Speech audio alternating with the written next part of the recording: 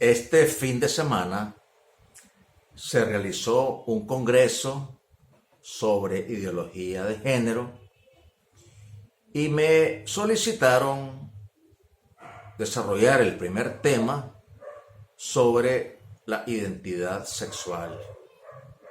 Y hoy quiero resumir muy brevemente el contenido de ese tema.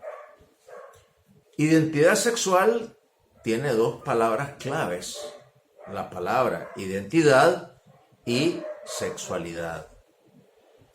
Sobre ambas palabras, sobre ambos conceptos, hemos desarrollado programas previos. El tema de la identidad lo desarrollamos en el programa ¿Quién soy yo? Y de sexualidad hemos tenido un par de programas. Ambos son términos muy importantes, porque la identidad define mi verdadero yo. Es decir, cuál es la imagen que yo tengo de mí mismo. ¿Cuál es el valor que me doy a mí mismo? ¿Cuáles son mis habilidades personales, sociales que yo dispongo?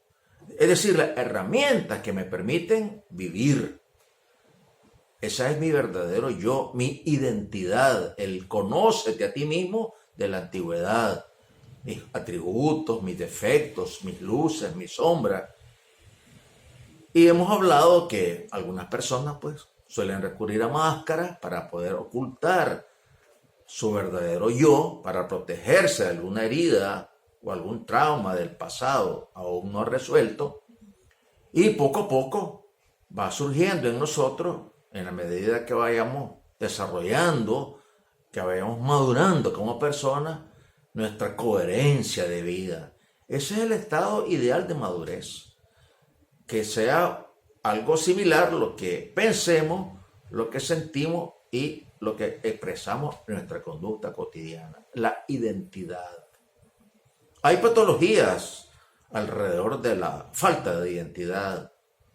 Una de las más frecuentes es la baja autoestima. Pues personas que se desvalorizan a sí mismas o personas que pasan durante mucho tiempo en la vida complaciendo a los demás y negándose lo que son realmente. En fin, este es un tema del cual hemos hablado. Sexualidad, por supuesto que es un término muy importante. Tiende a confundirse con sexo, es decir, la actividad coital. La pornografía la ha reducido a la genitalidad, a la cosificación, sobre todo de la mujer, pero la sexualidad es algo mucho más integral, relacionado a nuestras capacidades afectivas, nuestras capacidades relacionales, nuestras capacidades reproductivas y por supuesto pues en la respuesta sexual humana hay una fase de orgasmo, hay una fase de placentera. Es decir, todo ese conjunto de situaciones pues tiene que ver con la sexualidad humana. Y si hablamos de identidad sexual, tiene que ver quiénes somos en el ámbito sexual. Al nacer, todos los seres humanos poseemos normalmente cromosomas. Las mujeres tienen dos cromosomas sexuales, que son dos cromosomas X, y eso hace que su hipotálamo, su sistema nervioso y endocrino produzca hormonas femeninas. Básicamente estrógenos y progesterona, que hacen que se desarrollen las características sexuales secundarias. Y una mujer promedio entonces tendrá una voz femenina, tendrá una piel sedosa, tendrá mamas desarrolladas, tendrá cadera ancha, tendrá una vagina, es decir, tendrá un par de ovarios, tendrá un útero. Es fenotípicamente una mujer. En cambio yo, por ejemplo, nací con cromosomas sexuales XY. El hipotálamo ha dado órdenes a mi sistema endocrino para que produzca testosterona y eso da mi apariencia masculina. El tono de mi voz, la apariencia de mi piel, la forma de mi cuerpo, la presencia de testículos, de pene, de vesículas seminales, de próstata, etc. Es decir, soy fenotípicamente un hombre, un varón. Entonces, biológicamente no hay mucho que discutir sobre identidad sexual. ¿Somos hombres o somos mujeres? Claro, hay enfermedades cromosómicas. El síndrome de Turner afecta a una mujer, es una anomalía congénita, pero sigue siendo una mujer. El síndrome de Klinefelter afecta a los hombres, es otra enfermedad genética, pero sigo siendo un varón. Y hay ciertas patologías como, por ejemplo, el hipospadia, en el cual hay una especie como de malformación en los testículos y da la apariencia de una vulva femenina, pero se corrige quirúrgicamente y sigo siendo un varón. Y hay patologías muy raras como el hermafroditismo verdadero, en el cual coexisten órganos sexuales rudimentarios, masculinos o femeninos, pero uno predomina. Y eso determina biológicamente mi sexo.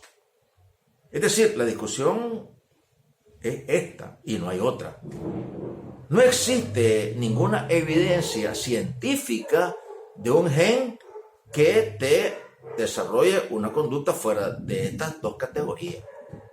Ahora bien, hay un 30% de la humanidad, aproximadamente según los reportes de los diferentes estudios de la comunidad científica, que hablan de surgimiento de diferentes opciones sexuales que toman las personas adultas.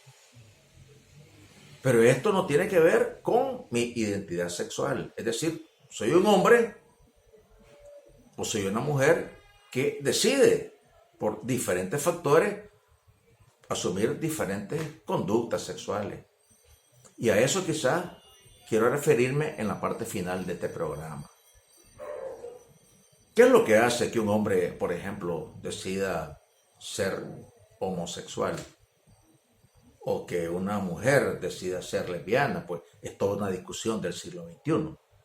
Más allá de las teorías que uno y otro bando esgrimen, la evidencia lo que indica es que son conductas aprendidas. Aprendidas usualmente de los antivalores que observamos en la familia. Por ejemplo, si yo he crecido en un ambiente con un padre ausente, un padre autoritario, un padre machista, un padre alcohólico, un padre que golpea a mi mamá. Es decir, cuando yo voy viviendo durante 18 años y observando este modelo parental, por supuesto que yo no quiero ser un hombre como ese, que es mi modelo, que es mi héroe, que es mi padre. Y entonces surgen en las etapas transicionales de la vida, sobre todo en la etapa adolescente, pues ambigüedades. Y bueno, ¿yo qué quiero ser? ¿Un hombre como este, progenitor que he tenido? No. Y ahí se producen estas dificultades para poder asumir un verdadero yo en mi identidad sexual. Igualmente, una mujer que ha vivido durante 18 o 20 años en un hogar con una figura maternal que difiere de lo que ella cree ser, una mujer, por ejemplo, ausente, hay madres ausentes, presentes ausentes y ausentes ausentes, hay madres extremadamente permisivas, hay madres con una muy baja autoestima, hay madres sumisas, hay madres muy complacientes en cuanto a la permisividad de la conducta masculina, y la niña pues dice, yo no quiero ser así como mi mamá, yo no quiero ser una mujer de esas características. Y en la transición de la adolescencia también se dan estas confusiones de roles, del género. Y la niña pues podría convertirse en una niña lesbiana. ¿Qué es lo que está más en riesgo actualmente? Pues el rol masculino. Hay toda una pérdida de la masculinidad. Poco a poco los varones hemos perdido como esa presentación masculina y hay como una feminización del varón. expresado en todo, en la cultura, en la moda, en la apariencia. Por luchar contra un estereotipo masculino del macho clásico, hemos pasado al extremo de un hombre permisivo, de un hombre con apariencia femenina, de un hombre ambiguo, de un hombre que deja ser pues el cabeza de la familia, o como se llama en la teología cristiana, el sacerdote del hogar, el guía del hogar. Y por toda la cultura de la ideología de género, del relativismo, de la sociedad líquida del siglo XXI, pues, donde se propone un modelo igualitario en deberes, en derechos, en responsabilidades, y se premia la visibilidad de otras opciones sexuales, sobre todo desde el movimiento LGTBI, pues hay una pérdida gradual de la masculinidad. Y también por el lado de la mujer, pues hay todo una mayor visibilidad de otras opciones sexuales. Ese es el debate, esa es la situación actual. ¿Cuál es la postura, al menos que nosotros como seres humanos del siglo XXI, seamos hombres o seamos mujeres, fenotípicamente, enotípicamente, culturalmente, socialmente, debemos tener hacia cualquier otra opción? Pues la palabra es respeto. Yo tengo un profundo respeto por cualquier ser humano, sea cual sea su identidad u opción sexual. Respeto a los hombres, respeto a las mujeres y respeto a aquellas personas adultas que deciden vivir una opción sexual determinada. Respeto. ¿Quién soy yo para juzgar o para poder cuestionar la identidad sexual o el género de una persona adulta? Pues nadie. Tanto heterosexuales, hombres y mujeres, como otras opciones sexuales, pues tenemos conductas cuestionables. En la espiritualidad cristiana cometemos pecados. Somos muchas veces antitestimonio de lo que deberíamos ser. Hay, sin embargo, cuestiones que en esta primera aproximación hay que decir. Una preocupación de fondo es el tema demográfico, la reproducción, la sobrevivencia de la especie humana. Obviamente, una pareja del mismo sexo, pues, no pueden tener hijos. Y si empezamos a hablar de otros mecanismos de procreación, de reproducción, como los que ahora se desarrollan en las clínicas de fertilidad, varias posibilidades para que haya un hijo sin la presencia de un padre o una madre, bueno, todo eso ya está en una frontera de la manipulación genética o del uso de procedimientos cuyas consecuencias no están suficientemente validadas. Hay que tener una espera prudente que ver con ese tipo de experimentos o experiencias. Porque lo que la naturaleza te invita es que se unan en el útero de una mujer, pues un espermatozoide y un óvulo, que se fertilicen en las trompas de falopio y que eventualmente después de 40 semanas pues nazca un niño. Ya, por ejemplo, en Europa la tasa de fertilidad es muy baja. Y si eso continúa así, pues tendremos un continente envejecido, sin niños. Bueno, diferente es la realidad de América Latina, que aún vemos bebés en los parques con sus madres o sus padres y en las calles. Entonces, este es un tema que tiene que ver con la existencia del ser humano, que tiene que ver con las leyes naturales de la humanidad. Y no se trata ahora, pues, ni de asumir conductas homofóbicas o conductas feministas o conductas machistas o renacer nuevamente la Inquisición de la Edad Media. Aquí no se trata de juicios. Aquí se trata de observar la realidad. ¿Cuáles son las consecuencias a un largo plazo de lo que estamos viviendo en este siglo XXI? donde parecería ser que la invitación secular y de la cultura de la sociedad líquida es a que no seas ni hombre ni seas mujer. Pareciera ser que esa es la invitación. Sí, que yo deje de ser masculino y que mi esposa deje de ser femenina. Pareciera ser que hay como un discurso escondido. ¿A qué nos están invitando a ser? Pero bueno, esa es una decisión de cada quien. Yo al menos estoy muy satisfecho de ser un hombre, de tener mi masculinidad. Y eso no me da ningún derecho ni ningún poder sobre mi compañera de vida, sobre mi esposa. De igual manera, ella, mi esposa, está muy orgullosa de ser mujer, de su feminidad, y la muestra, y la cultiva, y la vive día a día, sin que eso le dé un rol diferente, inferior o mucho menos en mi vida, en mi hogar. Y eso le corresponde a cada quien. Por eso, y para terminar, creo que, bueno, esto demanda otros programas, por supuesto. La tarea es la familia. Yo soy un defensor de la familia. Estos programas se han hecho para cuidar a la familia. Y la familia natural está constituida por un hombre y una mujer, con su respectiva descendencia. Que haya otras propuestas, otros modelos, otras alternativas, la palabra, como he dicho al inicio, es respeto. Pero ¿cuáles son las consecuencias?